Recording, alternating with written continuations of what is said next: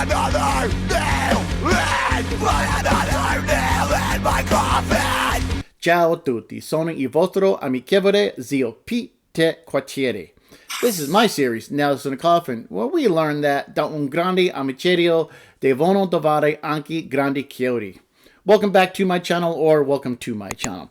If you are new here, you can read what Nails in a Coffin is all about in the section down below, because these videos really aren't film reviews, rather a breakdown of the kills, and I evaluate how well the victim responded to their attack. Still covering those giallo films, and so far I have covered Blade in the Dark, Deep Red, Bay of Blood, The Bird with the Crystal Plumage, Stage Fright, Don't Torture a Duckling, Case of the Bloody Iris, and Hatchet for the Honeymoon.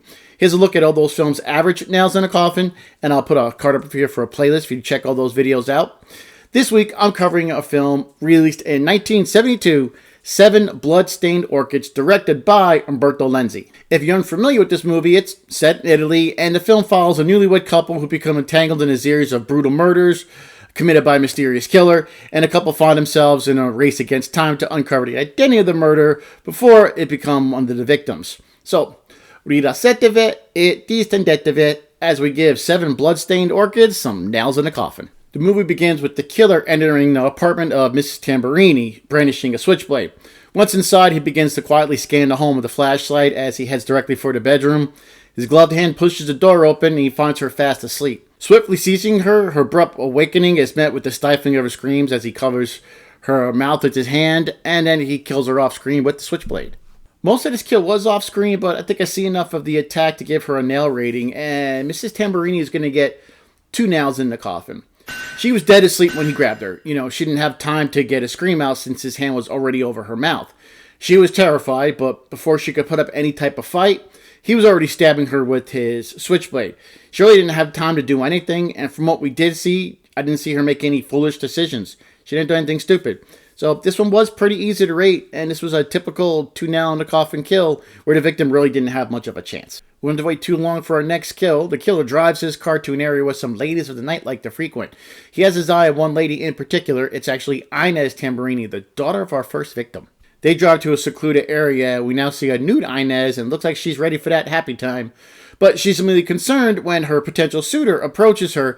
She's backing up, falls to the ground, where the killer proceeds to beat her to death with an iron bar. I'm going to give Inez 1 nail in the coffin.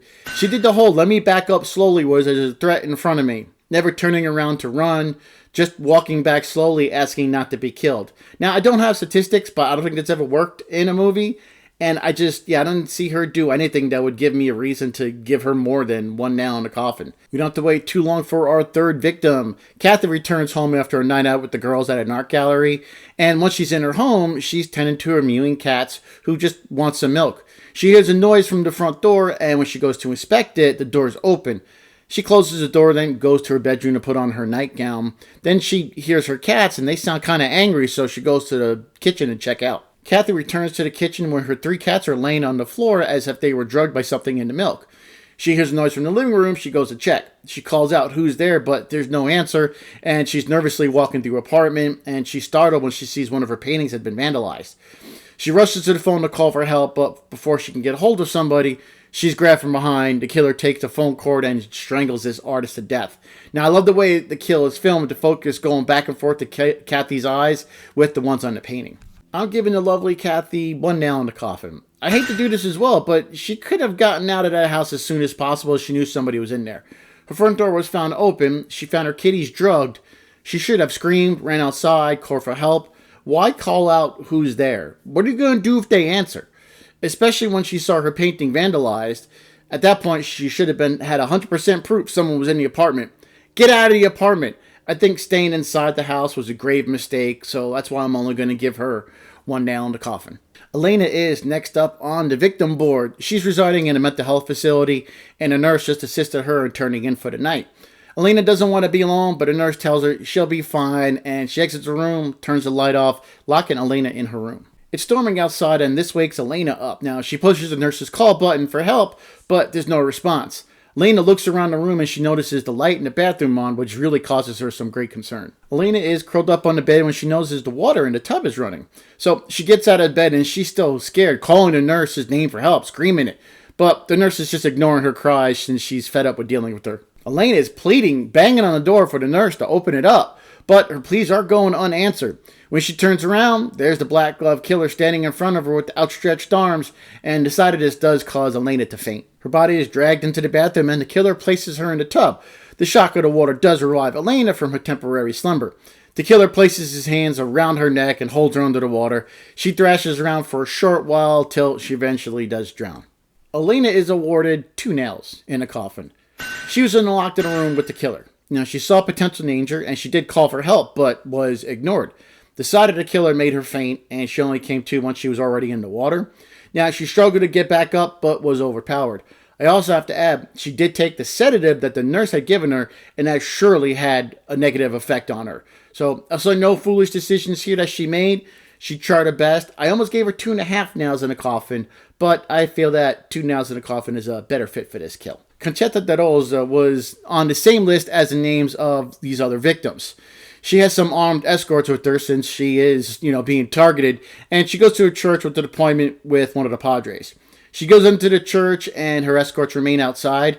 However, shortly thereafter, the father shows up at the police station, stating that he was called away to see a dying man that was actually fine. So upon hearing this news, they get concerned and they rush to the church. Police arrive at the church, head straight for the confessional, where Conchetta was last seen.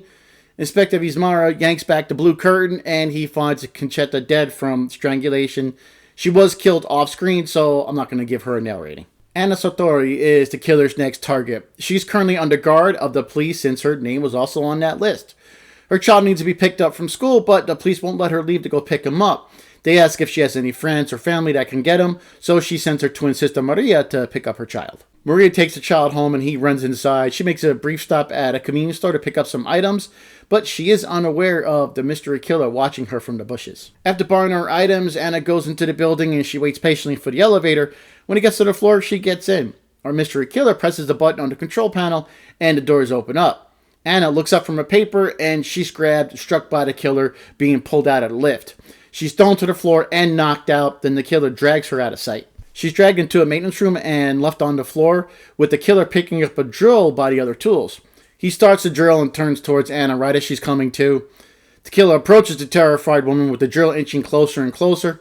Frozen in fear, Anna can only watch as the killer drills directly into Anna's chest, killing her instantly. Maria gets 1 nail in the coffin. She was knocked out and probably still woozy from the hit. But once she came to, she never moved or even screamed when the killer was slowly approaching her with the drill. Now, it wasn't a cordless drill. All she had to was move a few feet away, and the drill would have been useless. I'm sure he still could have hit her with it and bludgeoned her, but it wouldn't have been so easy to drill into her chest. She didn't do anything but just stare at him. Didn't scream, nothing. So when the victim does nothing like this, there's not much I can do with the nails. So yeah, this is only 1 nail in the coffin here. Chula, she's the last of the 7 women on the killer's list, as far as he knows. The police are protecting Anna by letting the press know she was killed and not her twin sister, Maria. Julia has a plan to bring the killer out from hiding. Next, we see police arrive and take Mario into custody. The press are also covering the story. After Mario was driven away, Julia runs out of the house, calling out to Mario, and the press see that she's still alive. And this was all part of their plan to try and trap the killer. Unfortunately for Julia, the trap didn't work. She's recovering in the hospital after she fainted when Mario broke the window outside of her home when he was trying to capture the killer. So the plan didn't work the way they wanted to. However, the killer did make a mistake when he called the phone in Julia's place. He left it connected so Julia couldn't call for help. The cops had a trace on the line and they know the location of where the call was made from. So they take Mario with them to go get their prime suspect. They arrive at the home of Barrett and they break the door open and start their search inside. Search doesn't last long since the police find Barrett hanging from a noose in an apartment in an apparent unaliving. The police say that Barrett killed these women as revenge for the death of Frank Saunders. They were staying at the same hotel Frank was at the time he was killed in a car accident. Barrett, thinking that one of these 7 women stole Frank away from him. Also, this woman was driving a car when they got into the accident. Barrett died off-screen, so I'm unable to give him a nail rating. Mario's not too convinced Barrett was the killer.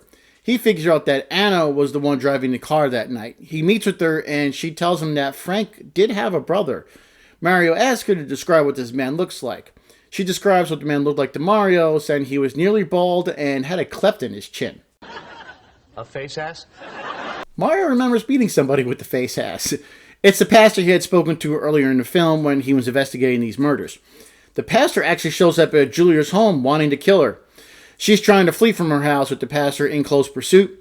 She runs to the pool house, and when she gets there, she goes to pick up a shovel to use as a weapon, but the pastor shows up and stops her. The pastor is Frank's brother. Now, he doesn't know who was driving the car that night, who his brother was with, so for revenge, he's going to kill all the 7 women who could have done it since they were all staying at a hotel at the same time when Frank was there.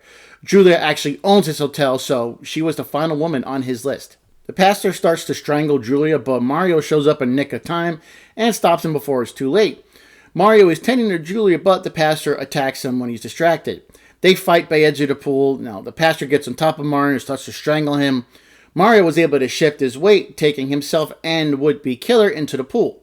They're fighting back and forth, splashing around, trying to get the upper hand, till they both go under the water. Julia is looking into the stillness of the pool for some sign that her husband is okay.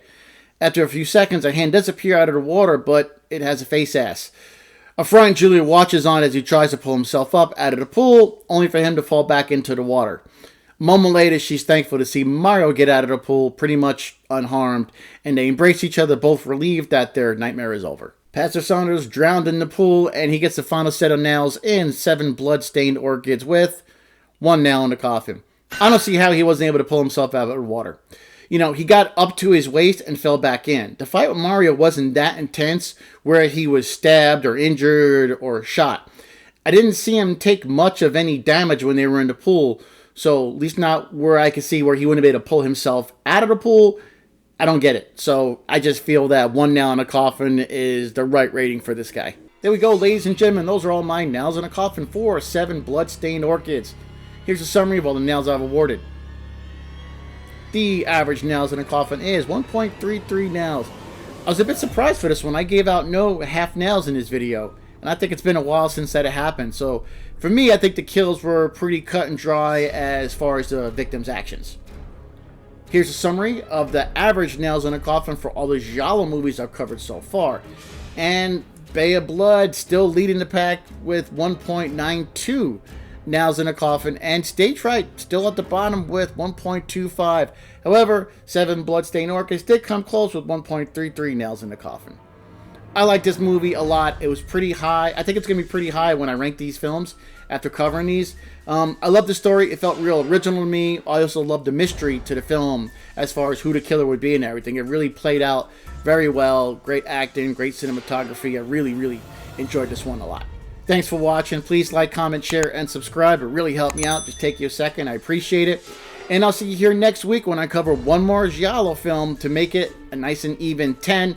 And then you'll get the return of the Golden Nail Awards, the first ones for 2024. Until then, take care, stay safe, be good to yourselves, and be good to each other. I am your friendly neighborhood Uncle Pete. Remember, with great kills, there must also come great nails.